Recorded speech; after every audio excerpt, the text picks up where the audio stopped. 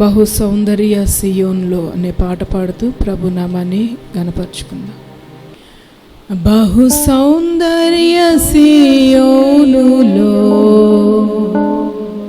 స్తుతి సింహాసనాసీనుడా,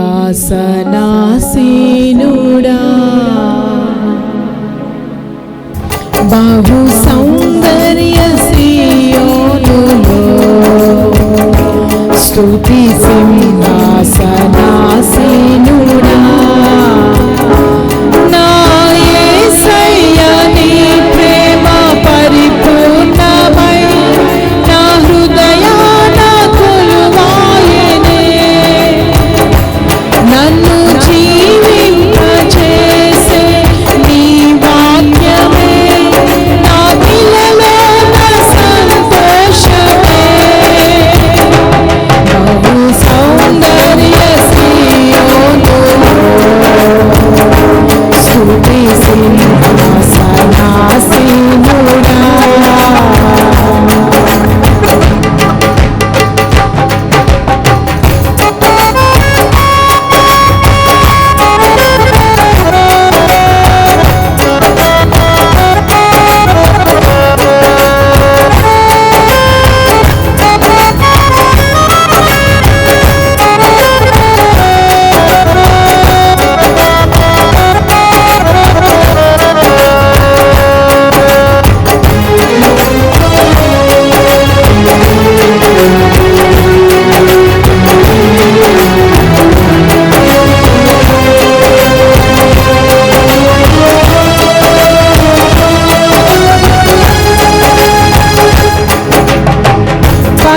పరిశుద్ధతలో మహనీయుడవు, నీ వంటి దేవుడు జగమున లేడు.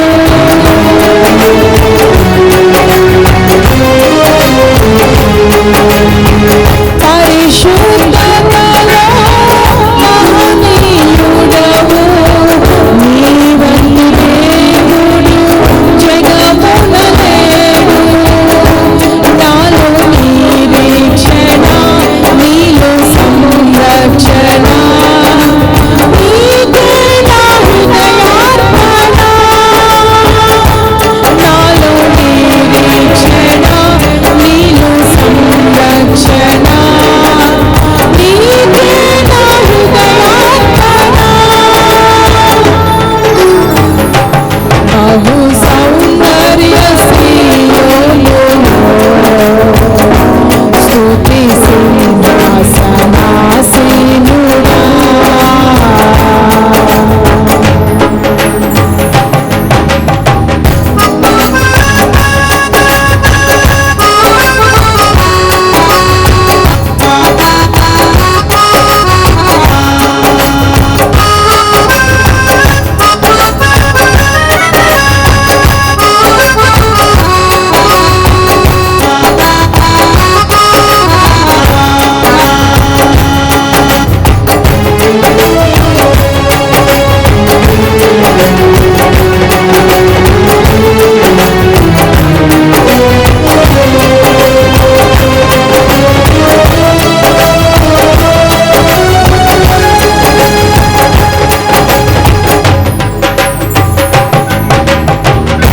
ఓటమి నీడలో క్షేమము లేక వేదన కలిగిన వేళలయందు,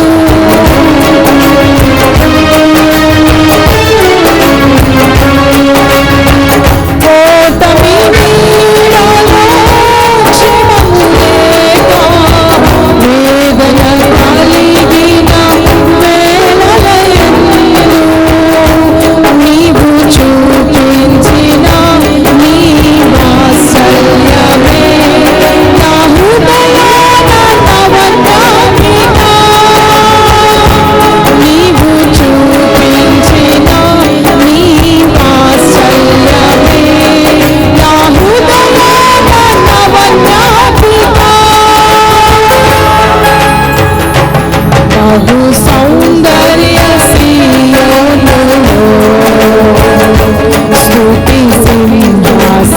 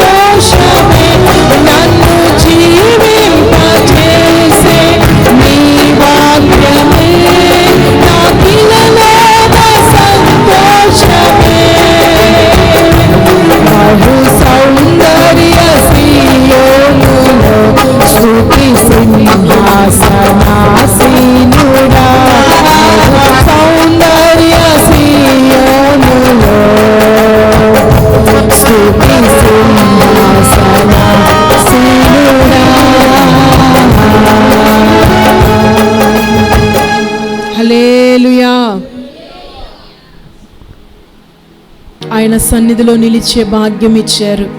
హృదయమంతా కూడా కృతజ్ఞతతో నింపబడిన వారమై ప్రతి ఒక్కరము ఎలుగెత్తి దేవునికి స్తోత్రాలు చెల్లిద్దాం.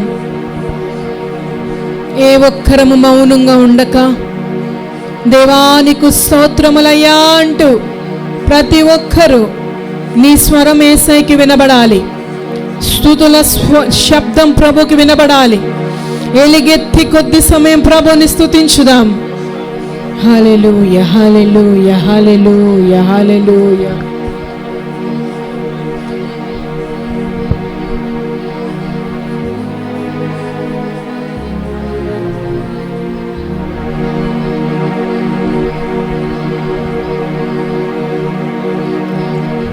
భూమి ఆకాశములను సృష్టించిన సృష్టికర్త అయిన దేవుణ్ణి మనం ఆరాధిస్తున్నాము గనుక ఎంతో ఆనందముతో ఉత్సాహముతో ప్రభువుని స్తుతించాలి.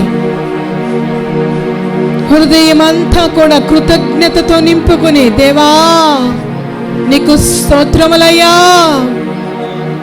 గొప్ప దేవుడవయ్యా, పరిశుద్ధుడవయ్యా, నిన్ను కలిగే భాగ్యం ఇచ్చావయ్యా. ప్రభు తట్టు చేతులెత్తి ఆయన మనల్ని చూసే గడియలి గడియ, ఆయన మన స్వరమును వింటారు గనుక నీ స్తుతుల శబ్దం ప్రభుకి వినబడాలి. స్తుతించండి సంగమా, స్తుతించండి. ప్రతి స్థితిలో ప్రభుని స్తుతించవలసిన వారమై ఉన్నాం. హల్లెలూయా. స్తోత్రములు స్తోత్రములు స్తోత్రములు. హల్లెలూయా హల్లెలూయా హల్లెలూయా. మహామహిమ కలిగిన దేవా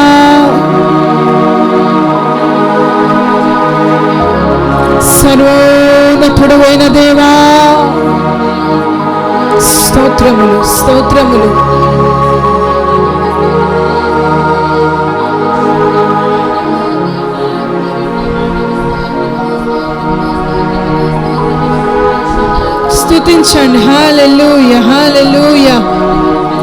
పూర్ణ బలముతోను పూర్ణ శక్తితో ప్రభువుని స్తుతించాలి.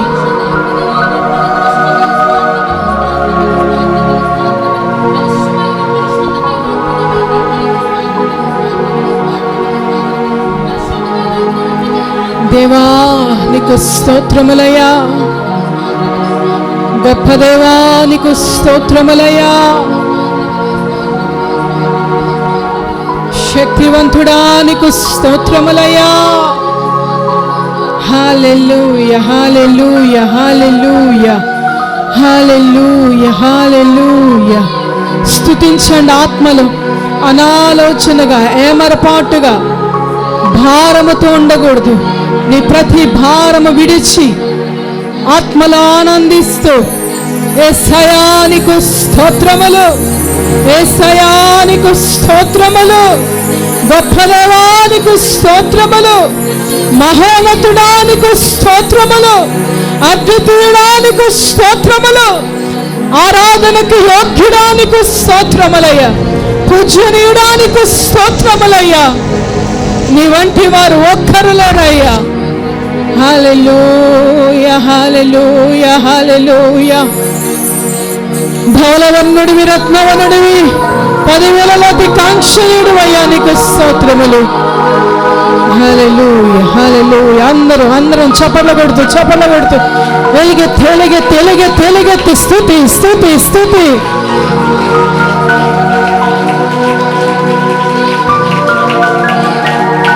హల్లెలూయా, హల్లెలూయా. ఆరాధన అలవాటు కాదు, ఆరాధన శక్తివంతముగా మార్చబడాలి నీ జీవితములో. హల్లెలూయా, హల్లెలూయా, హల్లెలూయా. ఆత్మలో ఆనందిస్తూ ఆత్మలో పరమను త్రొక్కుతూ స్తుతించాలి. స్తుతి స్తుతి స్తుతి. హల్లెలూయా, హల్లెలూయా, హల్లెలూయా.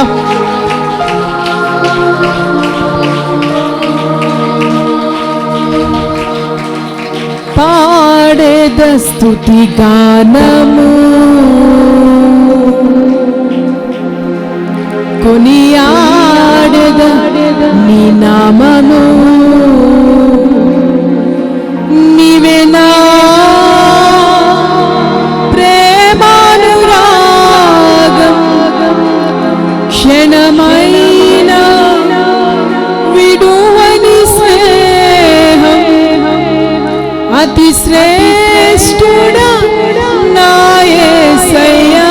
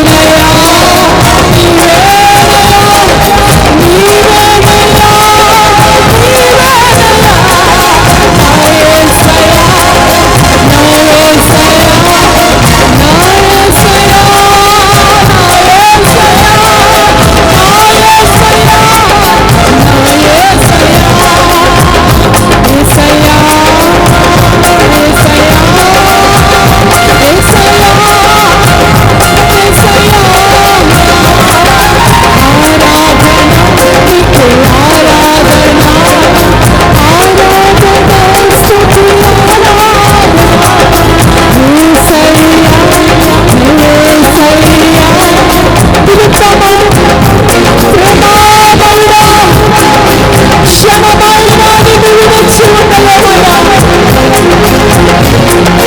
నీ వంటి వారు ఒక్కరు లేరయ్యా. చాలయ్యా నీవు మాకు చాలయ్యా, చాలయ్యా,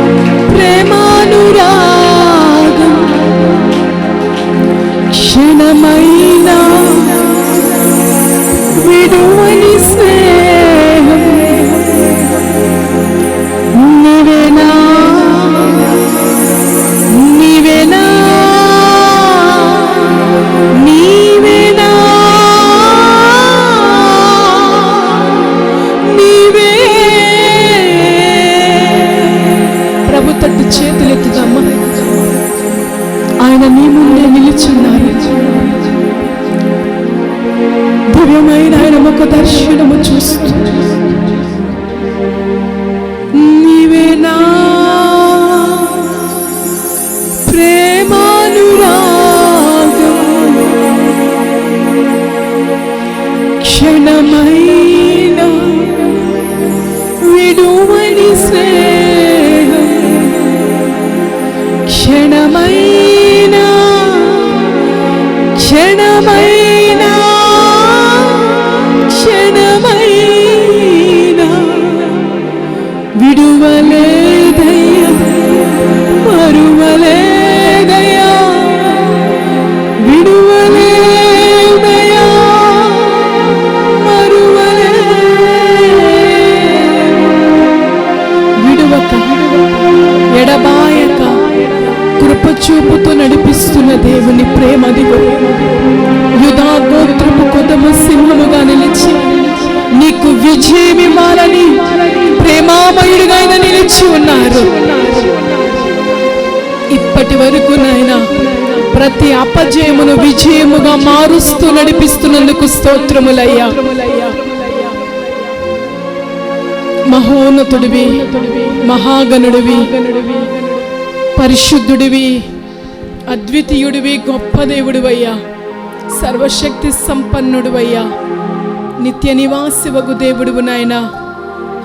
ఈ లోకములో నమ్మదగిన దేవుడుగా నీవు మాతో ఉండి అయ్యా మమ్మల్ని మీరు నడిపిస్తున్నందుకు స్తోత్రములయ్యా. చుట్టూ అలుముకున్న ప్రతి వాటి నుండి తప్పిస్తున్నందుకు స్తోత్రములు.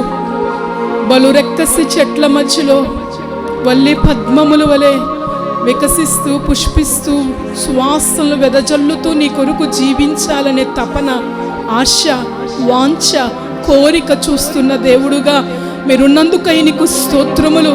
అంతము వరకు నీ కొరకు పరిమళించే స్థితిలో కృపతో మీరు బలపరచబోతున్నందుకై స్తోత్రములు నాయన. నీకు స్తోత్రములు నాయన. ఓ నీ వంటి వారు ఒక్కరు లేరయ్యా. నీవు గొప్ప దేవుడు అయ్యా. నీకు స్తోత్రములు. నీ చేతులే మమ్మల్ని నిర్మించాయి నాయన. నీ వాక్యమే మీరు మమ్మల్ని బలపరుస్తున్నారయ్యా. వాక్యై దర్శిస్తున్నారయ్యా. కృపయై తాకుతున్నారయ్యా. అభిషేకముతో నింపుతున్నారయ్యా. చేయి పట్టి నడిపిస్తున్నారయ్యా. యూదా గోత్రపు సింహముగా రోషము కలిగిన వాడిగా నిలిచి జయోత్సాహముతో ఉంచుకున్నందుకు స్తోత్రములయ్యా. స్తోత్రములయ్యా. స్తోత్రములయ్యా. విరోధమైనవన్నీ తొలిపోవునుగాక. ఓరి బలాంతులా భాష్యబాందిరి ఖరబలాంతుడా రిభాందల బాంతిరి విరి కత్తులమాన ఖరబలాంతుడా. నీకు స్తోత్రములు నాయన. నీకు స్తోత్రములయ్యా. నీకు వందనములు. నీ దాసుని ఇప్పటి వరకు మీరు బలపరిచినందుకు స్తోత్రములయ్యా. ఆరోగ్యం ఇచ్చినందుకు స్తోత్రములయ్యా. ఈ ఆఖరి వారములో కూడా బలహీనతల్లో బలమయున్న దేవుడుగా మీరున్నందుకు, బలహీనతలో మీరు బలపరిచి వాడుకోబోతున్నందుకు స్తోత్రములయ్యా. నాయనా నీ ఆత్మశక్తితో, నీ పరిశుద్ధ ఆత్మశక్తితో నింపండి. కృపతో నాయన మీరు బలపరిచి వాడుకోమని వేడుకుంటున్నాం. ఆశతో నీ ప్రజలు నీ సన్నిధికి వచ్చి ఉండగా నాతో మాతో మీరు మాట్లాడమని సమయం అంతటిని మీ చేతులకి సమర్పించుకుంటూ యేసయ్య పరిశుద్ధ నామములో ప్రార్థించి వేడుకుంటున్నాము తండ్రి. ఆమేన్. మొదటిగా కూడి వచ్చిన మీ అందరికీ హృదయపూర్వకమైన వందనాలు. అందరికీ వందనాలు. మీ పక్కన వాళ్ళకి వందనాలు చెప్పుకోండి. మీ పక్కన వాళ్ళకి వందనాలు చెప్పుకోండి. మంచిది. దేవుని వాక్యాన్ని చూసుకుందాం. పరిశుద్ధ గ్రంథమైన బైబిల్ నుండి దినవృత్తాంతముల 2వ గ్రంథం 19వ అధ్యాయం 11వ వచనం ఈ దినవాక్య భాగంగా చదువుకుందాం. ఆఖరి భాగం 19వ అధ్యాయం 11వ వచనం చదువుకుందాం. 374వ పేజీ. సకల విషయములను కనిపెట్టుటకు మీ మీద ఉన్నాడు. యూదా సంతతి వారికి అధిపతియు ఇష్మాయేలు కుమారునకు జబద్యా రాజు సంగతుల విషయంలో పైవాడుగా ఉన్నాడు. లేవీయులు మీకు పరిచారకులుగా ఉన్నారు. ధైర్యం వహించుడి, మేలు చేయటకై యెహోవా మీతో కూడా ఉండును. ఆఖరి మాట ఈరోజు ప్రభు చెప్పాలనుకుంటున్న మాట ఏంటంటే, ధైర్యము వహించండి అన్న మాట గత కాలంలో ప్రభు మాట్లాడుతూ వచ్చారు. ఒక వ్యక్తి తన జీవితంలో ధైర్యం వహిస్తే ప్రభు ఏ మేలు చేస్తారా అనేది. కానీ ఈరోజు ప్రభు మాట్లాడాలనుకుంటున్న మాట ఏంటంటే, మేలు చేయుటకై యెహోవా మీతో కూడా ఉంటారు. నమ్మిన వారు స్తోత్రం చెప్పండి. హల్లెలూయా. మేలు చేయటానికి దేనికోసమంట చెప్పాలి. మేలు చేయటానికి యెహోవా మీతో కూడా ఉండును. మేలు చేయటకే యెహోవా మీతో కూడా ఉంటారు. అంటే ఎందుకు ఈ మాట మీకు చెప్తున్నానంటే, ఎవరైనా వచ్చారనుకోండి, వస్తున్నాను మీతో ఉంటాను అని అన్నారనుకోండి, వాళ్ళు వచ్చినప్పుడు మనం చూసేది ఏంటంటే మొట్టమొదటిగా వాళ్ళు ఉండటానికి మనం ఏదైనా ఒక వసతి చూస్తాం. అవునా కాదా? ఏం మాట్లాడరు? రెండవదిగా వాళ్ళు ఎన్ని రోజులు ఉంటారు అడుగుతాం. ఎన్ని రోజులు ఉంటారు? మా పనులు 2 రోజులు ఉన్నాయి విజయవాడ పట్టణంలో, 2 రోజులు చూసుకుని వెళ్తాం. సరే, దాన్ని బట్టి మనం ఒక ప్లాన్ వేసుకుంటాం.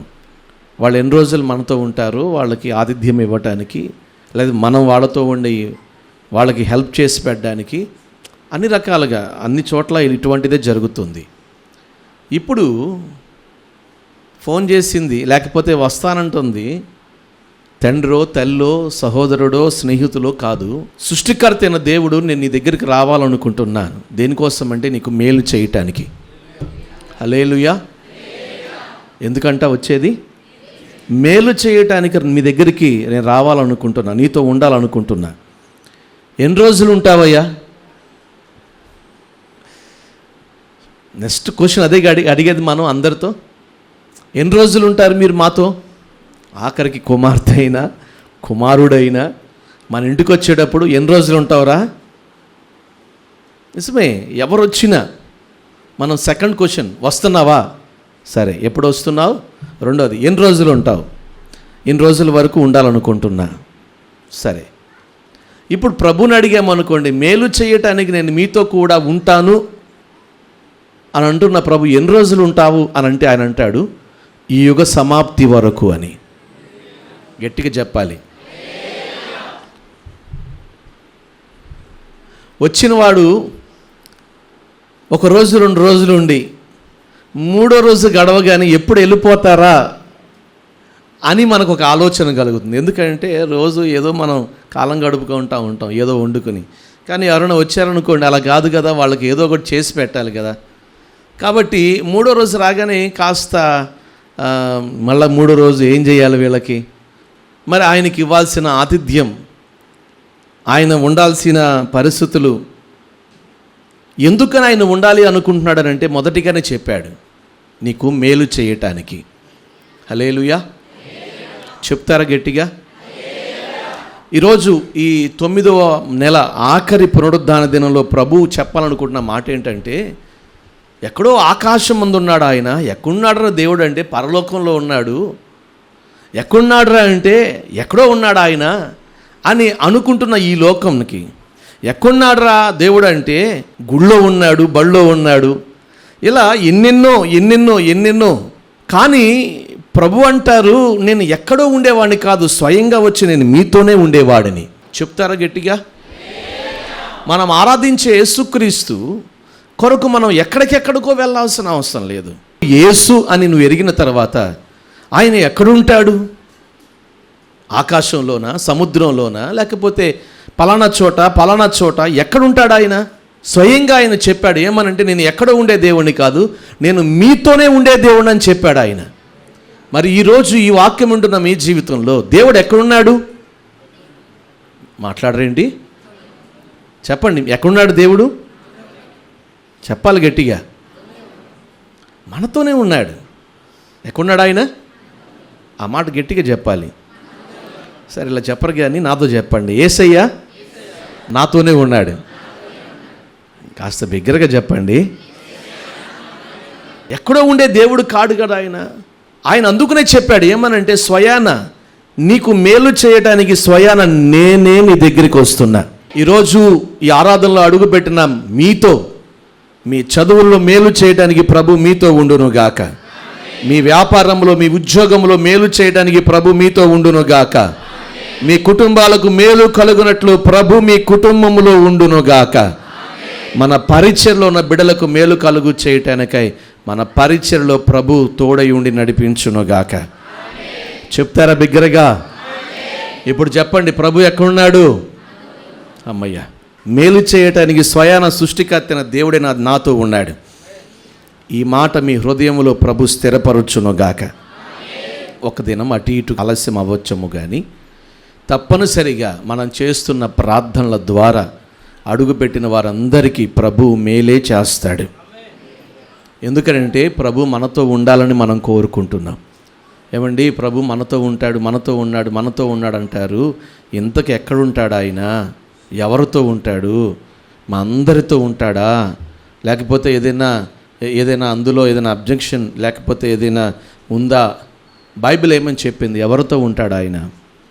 కొన్ని విషయాలు మీ ముందు ఉంచుతాను దేవుని సేవకునిగా. మేలు చేయడానికి ప్రభు మీతో ఉండాలి అనుకుంటే మత్తయి శుభవర్తమానం 9:24 చదవండి.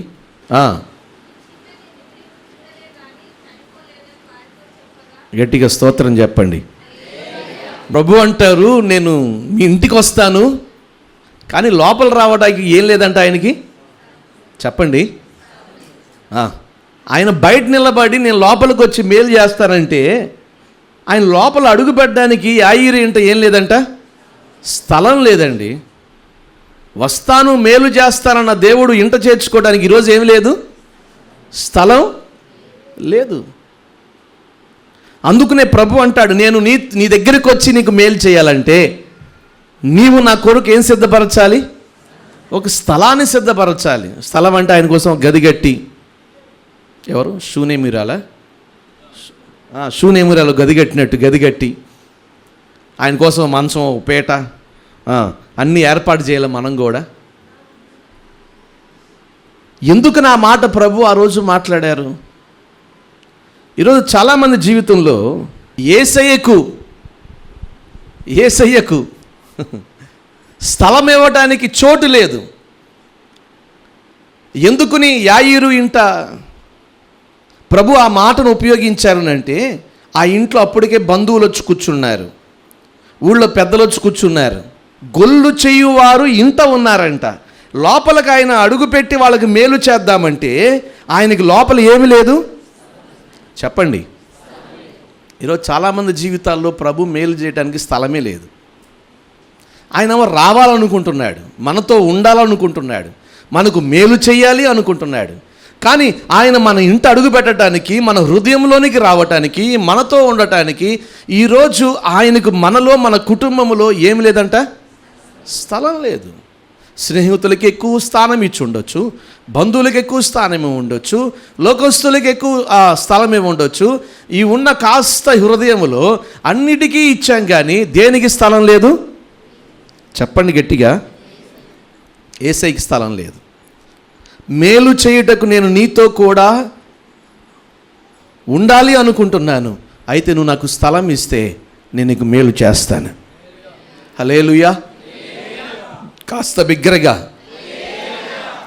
బిగ్గరగా చెప్పాలి. ఈరోజు యేసయ్య కొరకు నేను స్థలం ఇస్తాను అన్నవాళ్ళు గట్టిగా హల్లెలూయా చెప్పండి. నా ఇంట, నా హృదయములో, నా టైం టేబుల్లో, అంటే నా అనుదిన జీవితంలో యేసయ్యకు నేను కొంత స్థలం ఇస్తా, టైంలో నా జీవితంలో ఆయనకు స్థలం ఇస్తా అన్నవాళ్ళు గట్టిగా స్తోత్రం చెప్పండి. ప్రభు మీకు మేలు చెయ్యునుగాక. అదే అంటున్నాడు, నేను వస్తా, మీకు మేలు చేయాలనుకుంటున్నాను, కాస్త నాకు స్థలం ఇవ్వండి. మీరేమో ఈలోపు అందరితోనూ అప్రోచ్ అవుతారు, అందరితోనూ కలుస్తారు, అందరినీ హృదయంలో చేర్చుకుంటారు, అందరూ హృదయంలో ఉంటారు, కానీ యేసయ్య మాత్రం ఆ హృదయంలో ఉండడు.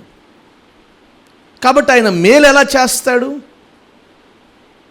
ఆయన నీకు మేలు చేయాలంటే నువ్వు ఆయనకి స్థలం ఇవ్వాలి. ఆ మాట చెప్పగానే ఆ అధికారి వెంటనే అక్కడ రాయబడిన మాట, గొల్లు చెయ్యు వారిని ఆయన బయటకు పంపెను. ఏం పంపించాడంట? తన ఇంట, ఇక్కడ 2 మాటలు, నివసించే ఇల్లైనా హృదయమైన. హృదయమైన ఈ ఇంటిలో నుంచి ఏదైతే తన కలవరపరుస్తుందో, ఏదైతే తన ఆందోళన గురి చేస్తుందో, తనకి ఏదైతే దుఃఖాన్ని కలుగు చేస్తుందో దాన్ని తీసి బయటపడేశాడు. వెంటనే అక్కడ రాయబడిన మాట, వెంటనే ఆయన లోపల అడుగు పెట్టెను. హల్లెలూయా. ఫ్యూచర్ను చూడగలిగిన వారు ఎవరైనా ఉన్నారా? వర్తమాన భూత భవిష్యత్ కాలాన్ని కూడా ఎరిగినవాడు నేను ప్రకటిస్తున్న యేసుక్రీస్తు. నీకేం మేలు, నీకు ఏది మేలో నా యేసయ్యకి తెలుసు. హల్లెలూయా చెప్పండి గట్టిగా. కాబట్టి సేవకులు అదే చెప్పారు, భవిష్యత్తు ప్రభువుకి తెలుసు, కాబట్టి నీకు ఏ మేలు చేయాలో ఆయనకి తెలుసు. కాబట్టి ఇంతకాలం వాటికి వీటికి స్థలం ఇచ్చావు నీ హృదయంలో, ఇప్పుడైనా యేసయ్యకు నీ హృదయంలో కాస్త స్థలం ఇవ్వు. ఏది మేలో ఆయనకు తెలుసు. నీ జీవితానికి అది చేయబోతున్నాడు. చెప్పండి గట్టిగా.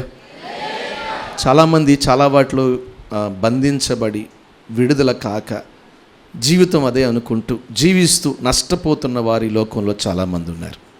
యేసయ్యకు మాత్రం స్థలం లేదు, కానీ లోకంలో ఉన్న వాటి అన్నిటికీ స్థలం ఇచ్చి ఆయన ఆహ్వానించుకోలేని స్థితిలో ఈ లోకంలో చాలామంది బ్రతుకుతున్నారు. ఒక అన్నగా, ఒక సేవకునిగా నేను చెప్పేది ఒకటే, అంతేకాదు ఒక ఆత్మీయ తండ్రిగా, ఒక తండ్రి స్థానంలోనే నేను చూస్తా ప్రతి కుటుంబాన్ని, ప్రతి బిడ్డని. నిజమే, నేను చెప్పేది ఒకటే, వేటికి మీ హృదయములో స్థానం ఇచ్చి జీవితంలో కృంగిపోతూ ఉన్నారో ఒక్కసారి ఈరోజు వాటిని పక్కకు తోసి యాయిర్లాగా వాటిని బయటకు పంపి ఒక్కసారి యేసయ్యను నీ హృదయంలోనికి ఆహ్వానించుకో. నా దేవుడు నీకు మేలు చేయబోతున్నాడు. చప్పట్లు కొట్టి గట్టిగా చెప్పండి.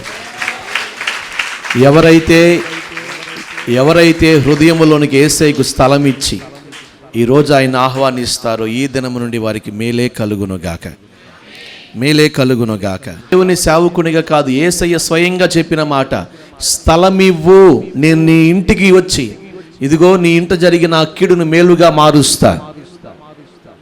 ఆ ఇంట అప్పటికే కీడు జరిగింది, చనిపోయింది. యవనస్తురాలు యవన కాలంలో చనిపోయిందంటే మీరు అర్థం చేసుకోవచ్చు ఏ వ్యాధి కలిగిందో, ఏ సమస్యల మూలంగా ఆమె చనిపోయిందో. నిజమే, కానీ నా ప్రభు ఇచ్చిన మాట ఒకటే, వాటిని పట్టించుకోమాక తిరిగి నీ ఇంటికి నేను మేలు చేయాలనుకుంటున్నాను. జీవితంలో జరిగిపోయినవి తెలుసో తెలియకో తెగించో. కొన్నిసార్లు మనం చేసే కొన్ని పరిస్థితులు మన జీవితానికి నష్టాన్ని తెచ్చి ఉండొచ్చు. తిరిగి మేలు కొరకు అడుగులు వేయండి, ప్రభువుని చేర్చుకోండి. ప్రభు మీ దగ్గరకు వచ్చి మీకు మేలు చేయునుగాక. చెప్తారా గట్టిగా? హల్లెలూయా. ఒకటి, ఎవరికి మేలు చేస్తాడు ఆయన? చెప్పండి గట్టిగా, కాస్త బిగ్గరగా. ఎవరైతే యేసయ్యకు స్థలం ఇస్తారో వారికి ఆయన మేలు చేస్తాడు. వారితో ఉంటాడు, వచ్చి వారితో ఉంటాడు. రెండో మాటకి నేను దాటి వెళ్ళిపోతున్నాను. మత్తయి శుభవర్తమానం 18వ అధ్యాయం 20. ఎవరితో ఉంటాడంట? ఎక్కడ ఉంటానో తెలుసా? 2, 3, అది చెట్టు కిందో, పుట్ట కిందో, పుట్ట పక్కనో, లేకపోతే చిన్న పూరి గుడిసో, లేకపోతే పెంకుటిల్లో, రేకుల షెడ్డో, బిల్డింగో, నువ్వు ఉన్న స్థలం ఎక్కడ, అది ఆఫీసో, బస్సో, కారో, ఎక్కడ నువ్వు 2 ఏకీభవించి ప్రభువుని స్మరించుకుంటూ ఉంటారో ఆకాశం ఉందన్న దేవుడు వారి మధ్యనే ఉంటాడు. గట్టిగా చెప్పాలి, హల్లెలూయా. ఉంటా, వారితోనే ఉంటా. 2 లేక 3 కష్టం. ఏమంటే నేను ఒక్కడినైతే పర్వాలా, 2 అంటే అక్కడ రాయబడిన మాట. 2 లేక 3 నా పేరిట ఎక్కడైతే కూడి ఉంటారో 20 అది. 19లోనేమో 2 ఏకీభవించి నన్ను ఏది అడుగుతారో, ఏకీభవించాలి, ఆయన పేరిట కూడుకుని ఉండాలి. ఇది చేయలేకపోతున్నారండి, ఇది చేయలేకపోతున్నారు. నిజం, నేను పలుసార్లు చెప్తున్నాను, ప్రభు మీ ఇంటికి వచ్చి మేలు చేయాలంటే మీరు ఇంట్లో ఉన్న భార్యాభర్తలైనా, తల్లిదండ్రులు, పిల్లలైనా ఎవరైతే ఉంటున్నారో వారు ఏకీభవించి, రూమ్మేట్స్ అయినా, ఫ్రెండ్స్ అయినా ఏకీభవించి ప్రార్థించే అనుభవం ఎక్కడైతే ఉంటుందో స్వయాన మేలు చేయటానికి ప్రభు వారితోనే ఉంటాడు. హల్లెలూయా. మరి ఈరోజు ఒక ప్రశ్న, స్థలం ఇచ్చావా? వచ్చి మేలు చేస్తాడు. రెండోది, ఏకీభవిస్తున్నావా? 2 కలిసి ఏకీభవించి ప్రభువుని ఆహ్వానిస్తున్నారా? తప్పనిసరిగా ఆయన వస్తాడు.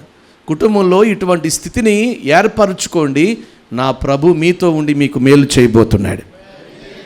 ఎందుకు జరగో కార్యాలు? కొన్నిసార్లు కొన్ని విషయాలు తప్పనిసరిగా మనం పర్సనల్గా కాకుండా మరొకళ్ళతో కలిసి ఏకీభవించి ప్రార్థన చేయటం వల్ల వెనువెంటనే మేలు జరుగుతుంది. హల్లెలూయా. చెప్పండి గట్టిగా. కానీ ఈరోజు అలా లేరు. నీ మూలంగానే నీ భర్త మీద ఎగిరి, నీ తొందరపాటు వల్ల నా కుటుంబం ఎట్ట అయిపోయింది, నా అంటే నీది వేరా, ఒకటేగా. నా జీవితం ఎట్ట అయిపోయింది, నా బ్రతికి ఇలా అయిపోయింది, వాళ్ళందరూ బాగానే ఉన్నారు, ఇప్పుడు కాదు, ఇంటికి వచ్చిన తర్వాత, ఇంటికి వెళ్ళిన తర్వాత చూడాలి అవన్నీ. నిజమేగా, ఈరోజు కుటుంబాల పరిస్థితి అలాగే ఉంది కదా, అవునా కాదా? నేను కొత్తగా చెప్తున్నానా? నిజమే కదా. అయిపోయింది. ఇప్పటికైనా చేతులు పట్టుకుని ఏకీభవించి ఒకవేళ మనస్సులో ఏదైనా ఉంటే క్షమాపణ కోరుకుని సద్దు చేసుకుని హృదయాన్ని సమాధానపడి ఏకీభవించి ప్రార్థన చేస్తే ఎందుకు అద్భుతాలు జరగవు? ఒక పక్కన సంఘం, ఇంకొక పక్కన సేవకులు, ఇంకొక పక్కన విశ్వాసులు, ఇంతమంది చేతులెత్తి ప్రార్థన చేస్తున్నారే, కార్యం ఎందుకు జరగట్లేదు? ఒకటే నేను అనేది సేవకునిగా, నీ ఇంట ఏకీభవించే స్వభావము లేకపోతే ప్రభు అక్కడికి వచ్చి మేలు చెయ్యలేడు, అసలు రాలేడు. అదే ఒక పెద్ద ఆటంకం ఆయనకి. అదే ఆ గుమ్మం వరకు రావాలనుకుంటాడు, కానీ అక్కడికి రాగానే ఆ ఇంట్లో ఉన్న అసమాధానాలు, ఆ ఇంట్లో ఉన్న అనేకతలు ఆయన్ని దూరం చేస్తాయి, అడుగు పెట్టడానికి ఆటంకంగా ఉన్నాయి. అందుకనే సేవకునిగా చెప్తున్నాను, దయచేసి కుటుంబంలో ఏకీభవించి ప్రార్థించుకోండి. తప్పనిసరిగా సేవకులు నా దగ్గరికి వస్తారు, చేతులు పట్టుకుని ఇద్దరం ప్రార్థించుకుంటాం. లాంగ్ డ్రైవ్స్లో సేవకు వెళ్తున్నప్పుడు తప్పనిసరిగా ప్రార్థన చేసుకుంటాం. కానీ కుటుంబంలో ఆర్థిక ఇరుకులు ఎంత ఉన్నాయో భార్యకి తెలియదు. ఈరోజు ఎంత ఉందో ఎంత లేదో కూడా తెలియదు. వారిద్దరూ ఏకమై వేరు కాకుండా వారిద్దరూ ఒక్క శరీరమై, ఆదాము అవ్వ దగ్గర ప్రభు చెప్పిన మాట ఏం చెప్పారు ఆయన? వారిద్దరూ ఏక శరీరం. ఏకం అంటే ఒకటే కదా, కనబడ్డానికి ఇద్దరు కానీ కలిసి ఉండవలసింది ఒకటిగానే కదా, అవునా కాదా? ఏం మాట్లాడరు? కానీ ఈరోజు అటువంటి పరిస్థితులు లేకే కదా. నేను భార్యాభర్తల మధ్య మాత్రమే కాదు, తల్లిదండ్రుల పిల్లల మధ్య కూడా ఈరోజు అటువంటి ఏకీభవించే స్థితి లేకే ఈరోజు సమస్యలకు గల కారణం. ఈ 9వ నెల ఆఖరి పునరుద్ధాన దినాన్న నీ ఇంటికి నీతో పాటు ప్రభు రావాలనుకుంటున్నాడు.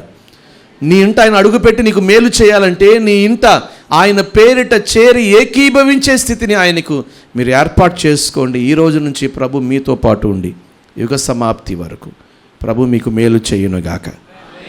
చెప్తారా గట్టిగా? మీకంటే ఆత్మీయంగా ఎదిగిన వాళ్ళతో మీరు స్నేహం చేస్తే, మీకంటే కలిసి ఆత్మీయులతో సహవాసం చేస్తే, ఆ ఆత్మీయులు మిమ్మల్ని ఆత్మీయంగా పురుకొల్పుతారు. ఆత్మీయత జీవితానికి ఆశీర్వాదకరంగా మార్చబడుతుంది. అటువంటి కృప ఈరోజు అడుగుపెట్టిన వారందరికీ ప్రభు దయచేయునుగాక. ఆఖరి మాటగా నేను చెప్పి ముగిస్తాను. ఆఖరి మాటగా మరొక మాట, మత్తయి శుభవర్తమానం, అన్ని మత్తయి శుభవర్తమానంలోనే చూపిస్తూ ఉన్నారు. 28:20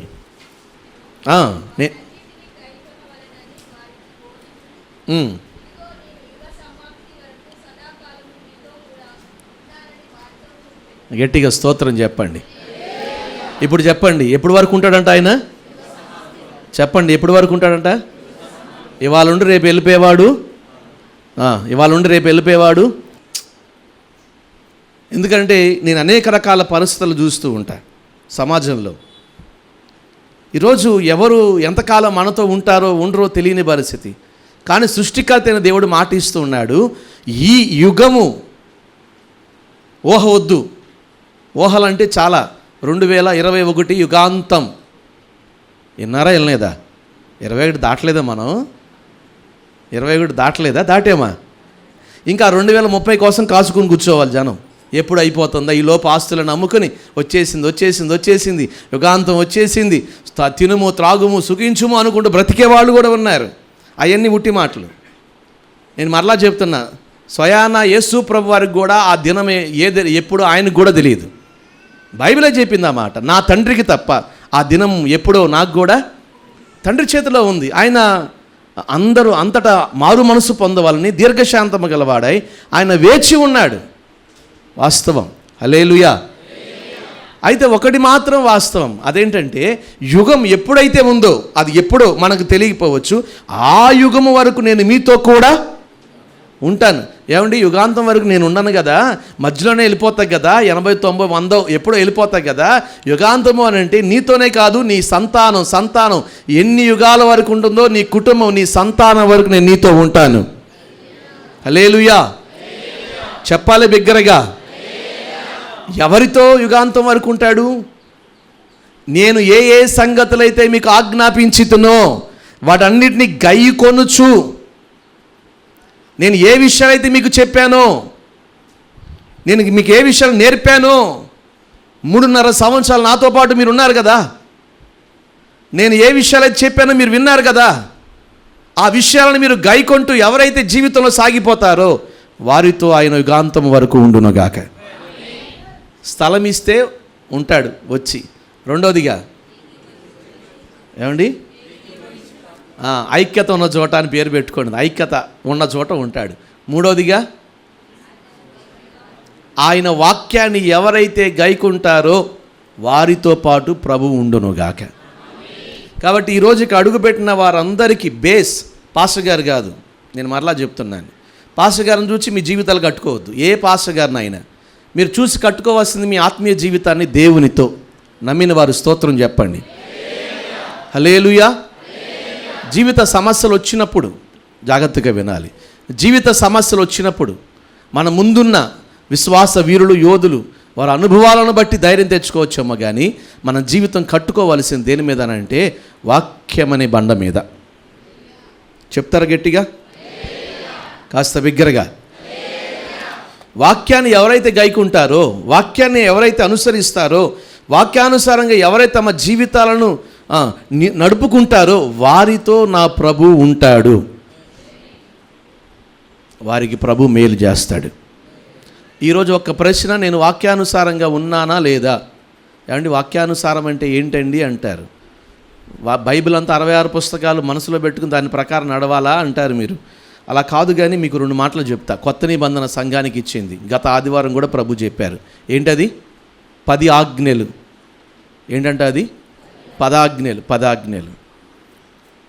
10 ఆజ్ఞల ప్రకారం మీరు జీవితాలు మీరు కట్టుకోండి. నేను మరలా చెప్తున్నాను, 10 ఆజ్ఞల్లో 4 దేవునికి సంబంధించినవి, 6 మన తోటి వారికి సంబంధించినవి.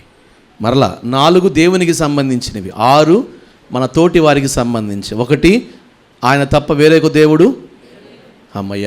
రెండోదిగా పైన కిందన్న భూమి అందే కానీ, భూమి కింద నీటి అందే కానీ ఏ రూపాన్ని మీరు చేసుకోకూడదు, దానికి సాగిలపడకూడదు, నమస్కరించకూడదు. 2.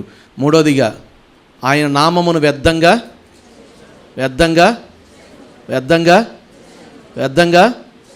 ఆ ఆజ్ఞలు 4 ఆజ్ఞ, పరిశుద్ధ దినమును మీరు విశ్రాంతి దినాన్ని, పునరుద్ధరణాన్ని దినంగా ఆచరించండి. కాస్త పరిశుద్ధంగా ఆచరించండి. ఇది ఆయన చెప్పిన మాట. అవునా కాదా? పరిశుద్ధంగా. కానీ ఈరోజు అటువంటి పరిస్థితి లోకంలో కనిపించట్లా. 5వదిగా నీ తల్లిని నీ తండ్రిని దీర్ఘాయుష్మంతుడు అవుతావు. తల్లిని తండ్రిని సన్మానించు. 5వదిగా. 6వదిగా అమ్మా సండే స్కూల్ పిల్లలు. 6వదిగా దొంగలించకూడదు, నరహత్య చేయకూడదు, వ్యభిచరింపకూడదు, అబద్ధం ఆడకూడదు. 10వది నీ పొరుగు వారిది ఏది ఆశించకూడదు. ఇవన్నీ చూసుకోండి. ఈరోజు నేను ఎక్కడైనా అబద్ధం ఆడానా? అమ్మయ్య, ఆజ్ఞ మీరలా. ఈరోజు ఎవరినైనా పొడిచానా? నేను ఎవరిని పొడుస్తా? కత్తితో అవసరం, మాటతో చాలు. ఎవరినైనా పొడిచానా మాటలతో? అమ్మయ్య, ఆజ్ఞ కూడా మీరే, ఆజ్ఞ కూడా దాటిపోయా. నీ పొరుగు వారిది ఏదియు ఆజ్ఞలు అనుసరించండి చాలు, ప్రభు మీతో ఉంటాడు.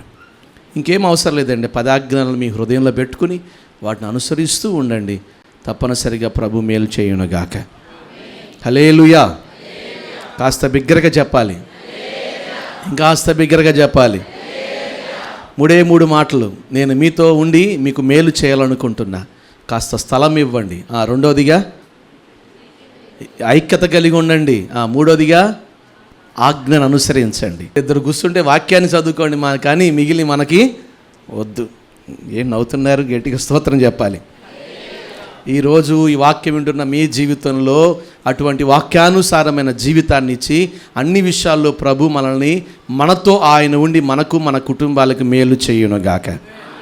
మోకరించండి, కళ్ళను మూసుకోండి, ప్రార్థన చేద్దాం. మేలు చేయుటకు ప్రభు మీతో కూడా ఉంటాడు. ఈరోజు ప్రభు ఇచ్చిన మాట, మేలు చేయుటకు ప్రభు మీతో కూడా ఉంటాడు. మేలు చేయుటకు ప్రభు మీతో కూడా, ఇదే మాట, మేలు చేయడానికి ప్రభు నాతో ఉంటాడు. ఈ ఒక్క మాట పట్టుకుని నాకు మేలే కలుగుతుంది, నా ఆరోగ్య విషయంలో నాకు మేలే కలుగుతుంది, నా బిడ్డల విషయంలో నాకు మేలే కలుగుతుంది, నా ఆర్థిక విషయంలో మేలే కలుగుతుంది. అన్ని రకాలుగా ప్రభు నాకు మేలే చేస్తాడు. నేను మేలే అనుభవిస్తాను. ఇంత కీడు తొలగిపోతుంది, ఇంత శోధన తొలగిపోతుంది, నా హృదయంలో ఉన్న వేదన తొలగిపోతుంది, నా దేహంలో ఉన్న రోగం తొలగిపోతుంది. నా ప్రభు నాకు మేలే చేస్తాడు. నేను మేలే అనుభవిస్తాను. నేను మేలే అనుభవిస్తాను, నాతో మేలే వస్తుంది, కీడు నా దగ్గరికి రాదు. ఒక్క మాట ప్రభుని అడిగి వెళ్ళండి. ప్రభువా, మేలు చేయటకే నీతో కూడా ఉంటానన్నావు కదయ్యా, నాతో నా కుటుంబంతో ఉండండి, నాతో నా కుటుంబంతో ఉండండి, మాతో మా పరిచర్యతో ఉండండి దేవా.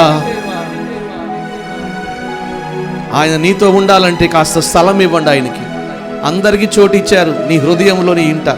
ఆయనకి మాత్రం స్థలం లేదు. కాస్త ఆయనకి చోటు వస్తాడు, నీకు మేలు చేస్తాడు. రెండోదిగా ఐక్యత కలిగి ఏకీభవించండి. ఆయన నామ స్మరణ నీ ఇంట వినబడాలి. గొడవలు, అరుపులు, కేకలు, అసమాధాలు ఎంతకాలం విడిచిపెట్టే? వాటి వల్ల ఏదైనా ప్రయోజనం ఉంటే లేదు కదా. రండి, ఐక్యతకు రండి, ఐక్యతకు రండి. నీ ఇంట అడుగు పెట్టాలనుకుంటున్నాడు ఆయన, నీతో ఉండాలనుకుంటున్నాడు, నీకు మేలు చేయాలనుకుంటున్నాడు ఆయన. ఆఖరిగా నేను ఇచ్చిన ఆజ్ఞలు అనుసరించు, యుగ సమాప్తి వరకు నేను నీతోనే ఉంటా. దీనివల్ల నీ పొరుగు వారిని ప్రేమించు, కుల మత వర్ణ వర్గ భేదము లేకుండా ప్రేమిస్తూ 10 మందితో ప్రేమించబడుతూ సాగిపో. ద్వేషమొద్దు. ప్రభు ఇచ్చిన మాట పట్టుకుని చిన్న మాట, ప్రభు ఇచ్చిన మాట పట్టుకుని చిన్న ప్రార్థన చేసుకుని వెళ్ళండి. ప్రభువా, మేలు చేయుటకు నాతో ఉంటానన్నావు కదయ్యా, మేలు చేయుటకు నాతో ఉంటానన్నావు కదయ్యా, మేలు చేయుటకు నాతో ఉంటానన్నావు కదయ్యా. ఒక్కటే అడుగుతున్నాను. Thank you Jesus. మేలు చేయుటకే నాతో ఉండండి. హృదయం ఇప్పి ప్రభుతో చెప్పుకో, మేలు చేయుటకే నా కుటుంబంతో ఉండండి అయ్యా. మహోన్నతుడైన గొప్ప దేవానికి స్తుతులు, స్తోత్రాలు తండ్రి. మేలు చేయటానికి నేను మీతో కూడా ఉంటానని నీ మాట చేత ఈ నెల ఈ ఆఖరి పునరుద్ధానపు దినాన మీరు మాట్లాడినందుకు స్తోత్రములు ప్రవ్వా. స్థలం ఇవ్వుడి అని మీరు సెలవిస్తున్నారు. నిత్యము మా హృదయములో నీకు స్థలం ఉండేటట్లుగా మేము జీవించాలి ప్రవ్వా. మీరు మాతోనే ఉండాలి ప్రవ్వా, నీకు స్తోత్రం. అవును, నువ్వు మాకు అయా మేలు చేసే దేవుడుగా ఉన్నావు ప్రభా, నీకు స్తోత్రం. అది మేము పొందుకుంటూ ఉండాలి ప్రభా.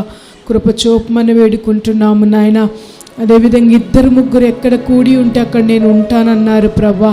కావలసిన ఐక్యతనివ్వండి ప్రభా. అవునయ్యా, నీకు స్తోత్రములు. మేము కూడి అయ్యా ఎక్కడ 2 3 నిన్ను గురించిన మాట మా నోట ఉండాలి ప్రభా.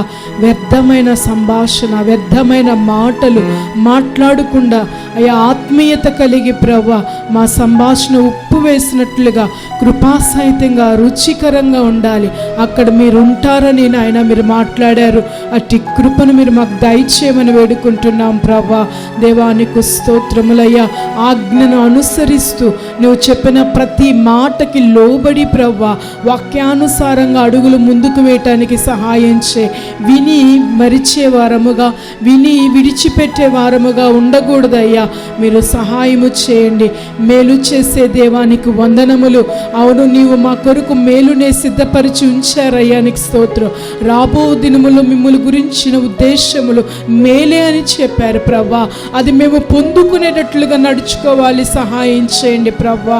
అయా విత్తబడని మాటలు మా హృదయములో ఫలింపచ్చే నాయనా, నీకు స్తోత్రాలు. మేలుతో తృప్తిపరుస్తూ నడిపించమని వేడుకుంటూ నీ సేవకులు మీరు బలపరిచి వాడుకున్నందుకు స్తుతిస్తూ ఈ ఆరాధన అంతటి ద్వారా మీ నామమునకు మీరు మహిమ తెచ్చుకున్నందుకై స్తుతిస్తూ యేసు నామములో ప్రార్థించి వేడుకుంటున్నాము తండ్రి, ఆమేన్. మన తండ్రి అయిన దేవుని ప్రేమ, కుమారుడైన యేసుక్రీస్తు వారి కృప, పరిశుద్ధాత్మని యొక్క నిత్య ఆదరణ సహవాసం ఇప్పుడు ఆయన రాకడ వచ్చు పర్యంతరం సదాకాలం మనందరితో ప్రభు ఉండి మేలుకై మనల్ని దర్శించి దీవించునుగాక. చెప్పండి గట్టిగా. మీ పక్కనాలకు వందనాలు చేసుకోండి. ప్రభు మీకు మేలు చేయను గాక అని చెప్పండి పక్కనాలకు.